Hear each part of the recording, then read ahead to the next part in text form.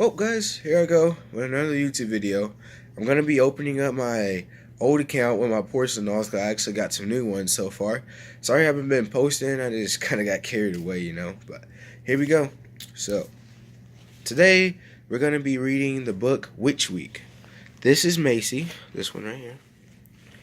I just got her not too long ago. As you can see, you saw her before. This is Brooklyn. Then we got Snow White over here. So who's ready for me to read a book? Witches Week.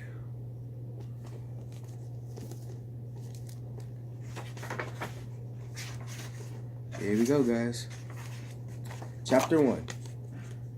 The note said someone in this class is a witch. It was written in capital letters in ordinary blue ballpoint, and it had appeared between two of the geography books Mr. Crossley was marking. Anyone could have written it. Mr. Crossley rubbed his ginger mustache unhappily. He looked out over the bowed heads of Class 6B and wondered what to do about it.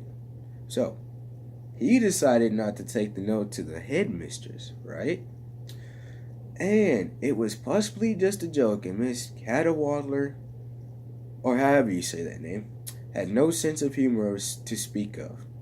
The person to take it was the deputy head, Mr. Wentworth, but the difficulty there was Mr. Wentworth's son was a member of 6B. So, the small boy near the back who looked younger than the rest was Brian Wentworth. No, Mr. Crossley decided to ask the writer of the note to own up. He would explain just what a serious accusation it was and leave the rest to the person's conscience. Mr. Crossley cleared his throat like that to speak.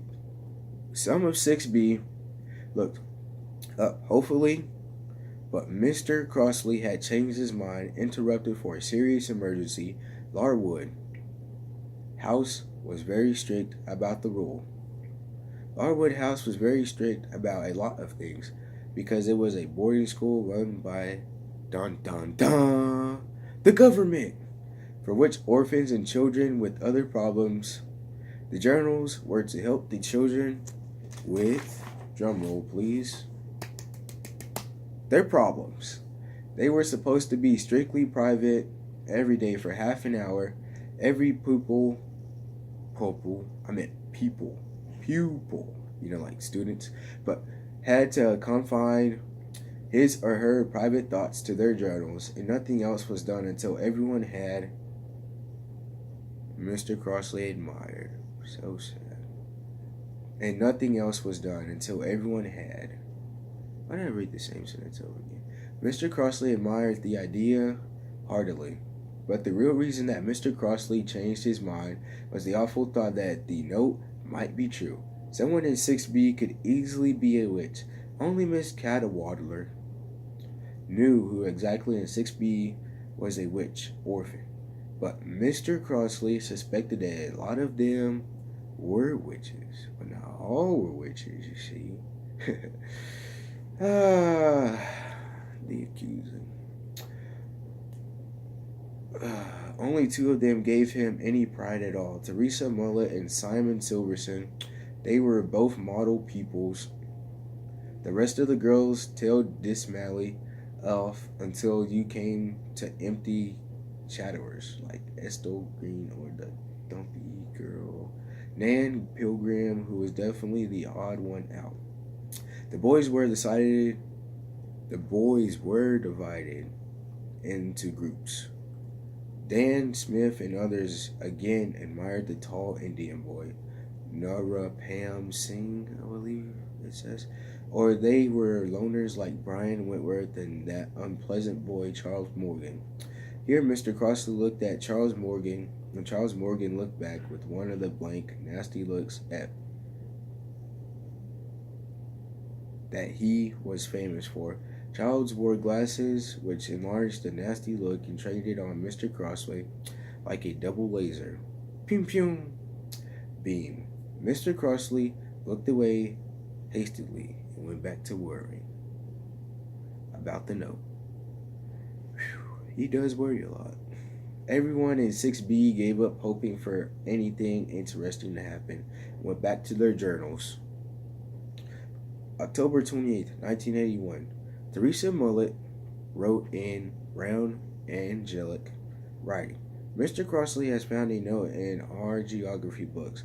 I thought it might be Miss Hodge at first because we all know Teddy is dying for love of her, but he looks so worried. Poor Teddy. That I think it must be from some silly girl like Ethel Green. Nan Pilgrim couldn't get over the vaulting horse again today. She jumped and stuck halfway. It made us all laugh.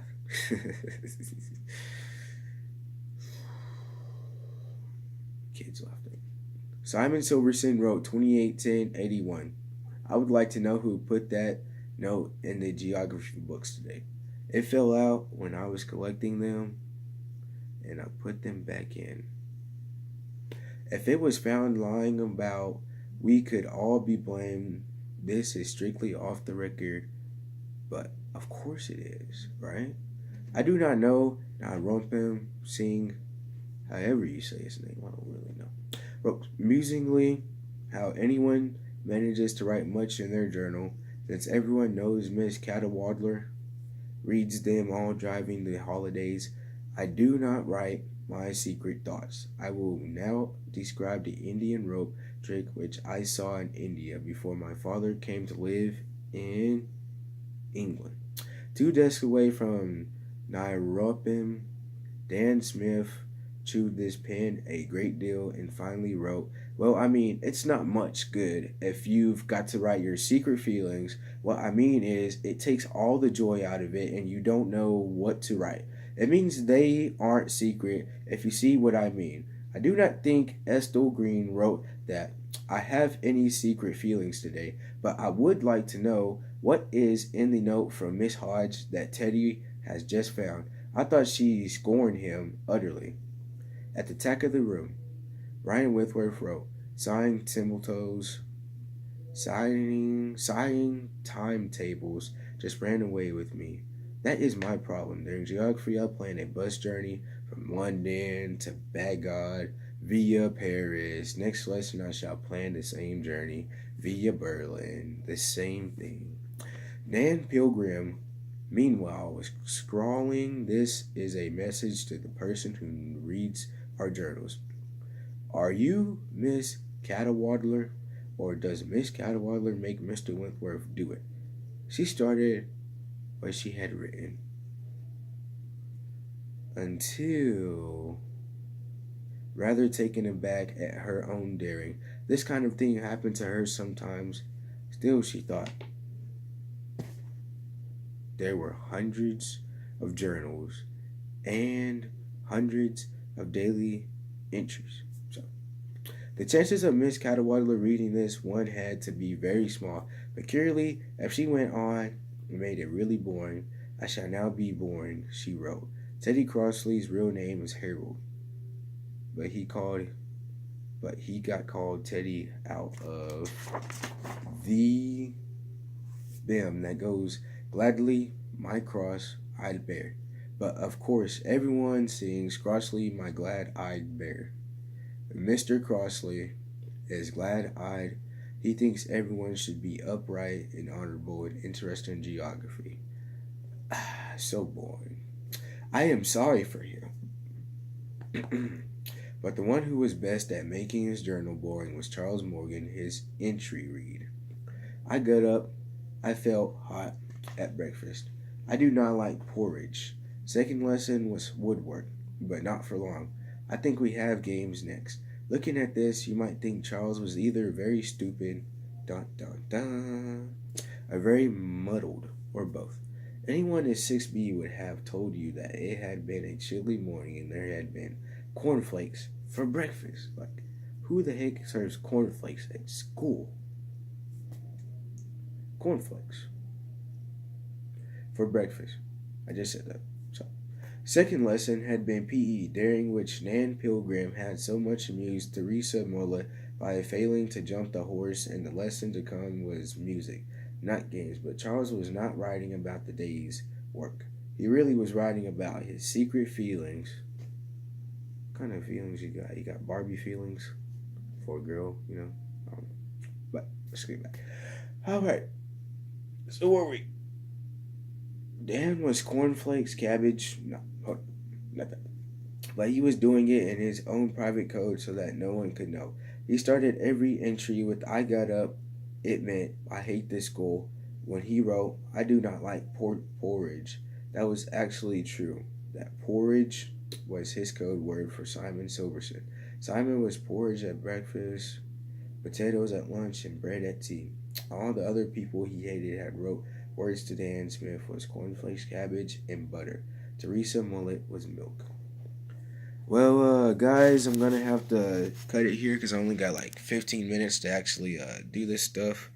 But I'll make another video tomorrow when I get out of practice at around 4. So be on the lookout for that video. This is a story time part 1. I'm not even done with this chapter. We still got a lot to go, but I'm gonna make a 2.0 for this chapter. So yeah, I gotta actually delete some stuff off my phone so we could finish this reading. I know there's a lady out there that asked me to see if I could start reading time with my dolls, and we could go from there. So that's what I'm starting. But anyway, comment, subscribe. Hope you like my videos. Macy saying bye. I think I actually, yeah, there we go. There goes Macy, Brooklyn, Snow White. Say bye, guys. Alright, anyway, like I say, comment, subscribe, hit that like button, and don't forget to click on the notifications button so I could update my videos in my channel all the time. So, be tuned, stay lit, and I'll see you next time.